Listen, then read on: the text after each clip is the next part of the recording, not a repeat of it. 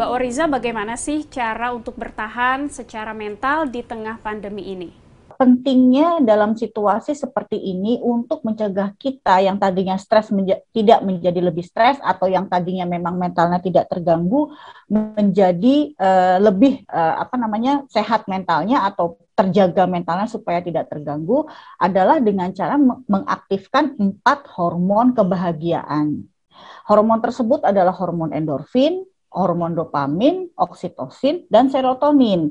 Jadi dari hormon itu, 4 hormon itu bisa membuat kita menjadi lebih nyaman setidaknya untuk menghadapi pandemi ini. Mungkin bisa pemirsa atau penonton semua browsing gitu ya, 4 hormon ini tuh didapat dari mana saja. Misalkan dari mendengarkan musik, kemudian makan enak, nyenyak, kemudian olahraga, ya kan, terus kemudian dari hormon oksitosin juga, sepertinya sepele ya, jadi berbagi cerita itu juga menimbulkan kebahagiaan gitu ya, tertawa terbahak-bahak. Jadi sebetulnya kalau cuma ngobrol, sebenarnya itu suatu hal yang baik, karena dengan kita ngobrol dengan teman atau saudara gitu ya, itu sebetulnya bisa merilis stres kita. Masalahnya selesai atau tidak, terlepas dari masalah selesai atau tidak, setidaknya kalau dalam istilah psikologi ada yang kita sebut dengan katarsis, pembersihan energi atau udara kotor lah bahasanya gitu ya. Jadi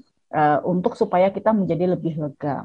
Jadi sebetulnya kalau orang bilang bahwa bahagia itu sederhana, ya pada kenyataannya bahagia itu memang sederhana. Cuma mungkin kita tidak tahu bagaimana memperolehnya.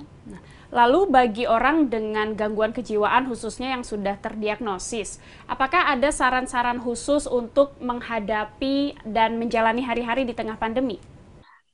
Kalau memang kita memiliki masalah kejiwaan, itu sama halnya seperti kita mengalami masalah fisik saja, seperti kita kadang-kadang batuk, kita kadang-kadang pilek, kita kadang-kadang pusing, gitu ya. Kita harus menyikapinya dengan sesederhana itu.